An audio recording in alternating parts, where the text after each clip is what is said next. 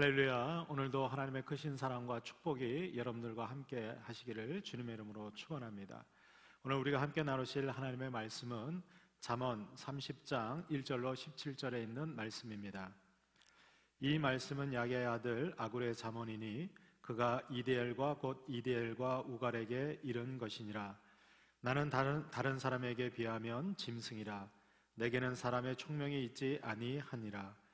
나는 지혜를 배우지 못하였고 또 거룩하신 자를 아는 지식이 없거니와 하늘에 올라갔다가 내려온 자가 누구인지, 바람을 그 장중에 모은 자가 누구인지, 물을 옷에 싼 자가 누구인지, 땅의 모든 끝을 정한 자가 누구인지, 그의 이름이 무엇인지, 그의 아들의 이름이 무엇인지 너는 아느냐? 하나님의 말씀은 다 순전하며 하나님은 그를 의지하는 자의 방패이시니라. 너는 그의 말씀에 더하지 말라. 그가 너를 책망하시겠고 너는 거짓말하는 자가 될까 두려우니라. 내가 두 가지 일을 주께 구하였사오니 내가 죽기 전에 내게 거절하지 마시옵소서. 곧 헛된 것과 거짓말을 내게서 멀리 하옵시며 나를 가난하게도 마옵시고 부하게도 마옵시고 오직 필요한 양식으로 나를 먹이시옵소서. 혹 내가 배불러서 하나님을 모른다 여호와가 누구냐 할까 하오며 혹 내가 가난하여 도둑질하고 내 하나님의 이름을 욕되게 할까 두려워함이니이다. 너는 종을 그의 상전에게 비방하지 말라. 그가 너를 저주하겠고 너는 죄책을 당할까 두려우니라. 아비를 저주하며 어미를 축복하지 아니하는 무리가 있느니라. 스스로 깨끗한 자로 여기면서도 자기의 더러운 것을 씻지 아니하는 무리가 있느니라. 눈이 심히 높으며 눈꺼풀이 높이 들린 무리가 있느니라. 앞니는 장건 같고 어금니는 군도 같아서 가난한 자를 땅에서 삼키며 궁핍한 자를 사람 중에서 삼키는 무리가 있느니라. 거머리에게는 두 딸이 있어 다오다오 하느니라.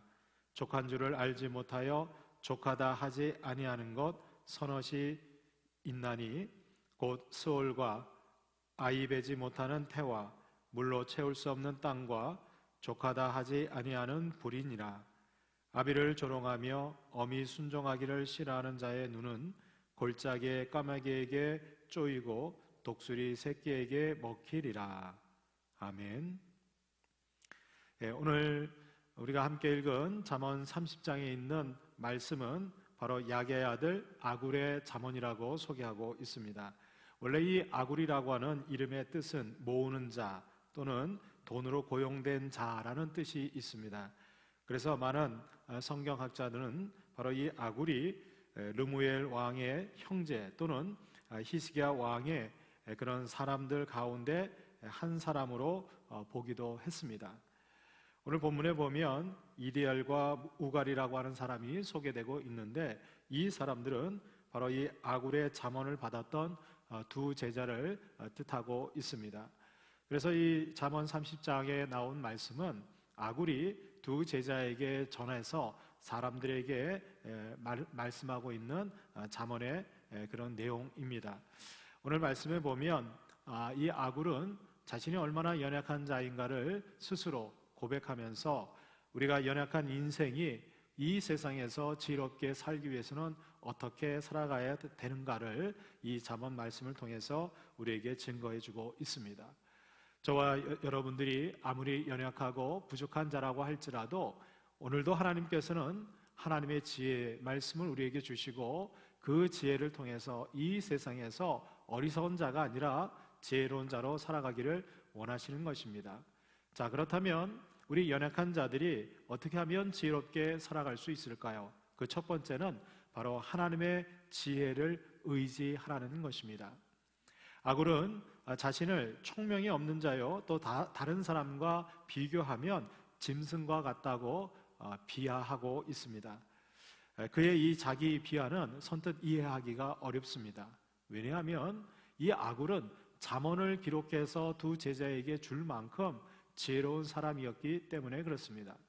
그럼에도 불구하고 이 아굴이 자기를 비하하고 있는 이 이유는 인간의 지혜가 아무리 높고 그리고 그 지혜가 값지다고 할지라도 하나님의 지혜에 비하면 사람의 지혜는 한낱 짐승과 같이 보잘것 없는 것임을 우리에게 시사해 주고 있습니다. 그래서 그는 어리석은 자신이 하나님께 죄를 짓지 않도록 내적으로나 또 외적으로 하나님의 지혜를 경험할 때 자신의 연약함을 이길 수 있다고, 그래서 자신을 지켜달라고 간구하고 있습니다. 7절로 9절 말씀에 보면 이 아굴은 하나님께 두 가지 일을 구하게 됩니다. 그래서 죽기 전에 이 두 가지 기도 제목을 응답해 달라고 구하고 있습니다. 그 두 가지는 헛된 것과 거짓말을 내게서 멀리 해달라는 것이고, 두 번째는 나를 가난하게도 마시옵고 부하게도 말아달라는 것입니다. 오직 필요한 양식으로 자신을 먹여줄 것을 하나님 앞에 구하고 있습니다. 그 이유는 바로 자신이 배부르면 하나님을 무시하고 여호와가 어디 있느냐 이렇게 살 것이 두려웠고, 혹 가난하면 도둑질해서 하나님의 이름을 욕되게 할까 두려웠기 때문에 자신의 연약한 삶을, 또 자신의 연약한 의지를 하나님 앞에 맡기며 하나님의 지혜를 나에게 달라고 구하고 있는 것입니다. 그렇습니다. 우리가 하나님을 의지할 때, 특별히 하나님의 지혜를 의지하고 우리가 사모할 때, 아무리 우리가 미련하고 어리석고 연약한 자라고 할지라도 하나님께서는 오늘 하루도 저와 여러분들의 삶을 인도해 주실 줄로 믿습니다. 오늘도 나의 연약함을 인정하고 하나님의 지혜를 더욱 의지하시는 저와 여러분들이 되시기를 주님의 이름으로 부탁을 드립니다. 그동안 하나님의 지혜보다 세상의 지혜, 또 사람의 지혜를 따랐던 우리의 연약함이 있다면, 여러분 오늘 이 시간 우리가 다시 한번 하나님 앞에 정직하게 고백하고 우리의 연약함을 지켜달라고 하나님 앞에 기도할 수 있기를 주님의 이름으로 부탁을 드립니다. 두 번째로 아굴은 우리 연약한 자가 어떻게 하면 하나님의 지혜로 지혜롭게 살아갈 수 있을까? 그러기 위해서는 우리의 죄악을 회개하고 하나님께 용서받으라고 권면하고 있습니다.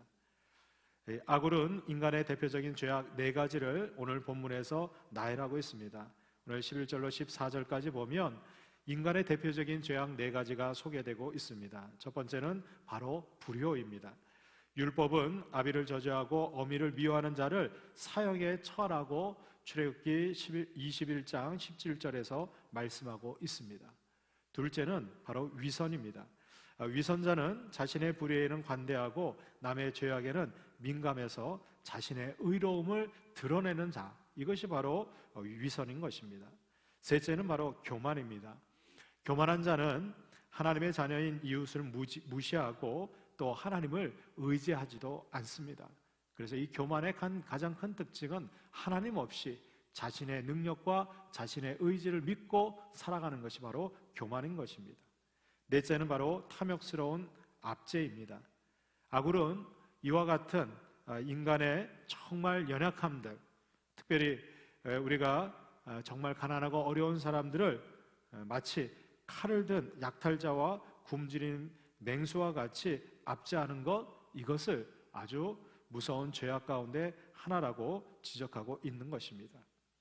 혹 나에게 이러한 네 가지 죄악 가운데 하나라도 있다면 우리가 깨닫고 하나님 앞에 회개할 수 있기를 주님의 이름으로 축원합니다. 오늘도 하나님께서는 자신의 연약함을 또 자신의 죄악을 회개하고 하나님 앞에 용서를 구하는 자들에게는 값없는 은혜로 또 그리스도의 십자가의 보혈로 우리를 용서해 주십니다. 우리가 우리 자신을 의지하는 것이 아니라 우리의 연약한 죄악을 하나님 앞에 회개하고 용서받을 때 오늘도 하나님께서는 당신의 능력으로 저와 여러분들의 삶을 인도해 주실 줄로 믿습니다. 아굴이 지적한 이 네 가지 죄악 중에서 내가 행하고 있는 것은 과연 무엇이 있을까요? 오늘 그 죄악에서 돌이키고 하나님을 의지하고 하나님의 능력을 바라는 저와 여러분들이 되시기를 주님의 이름으로 축원합니다. 우리 함께 기도하겠습니다. 하나님 아버지, 저희들의 연약함을 긍휼히 여겨 주옵소서. 인간의 지혜가 아무리 부족하고 연약할지라도 하나님의 지혜를 구하고 우리의 죄악을 회개하고 주님 앞에 고백하오니 오늘도 우리의 모든 죄를 용서해 주시고 하나님의 능력으로 우리를 인도하여 주옵소서. 그리하여 이 불의한 세상 속에서 연약한 저희들이 하나님의 지혜로 승리하며 하나님의 영광을 드러내는 복된 한날이 될 수 있도록 주님 인도하여 주옵소서. 예수님의 이름으로 축복하고 기도합니다. 아멘.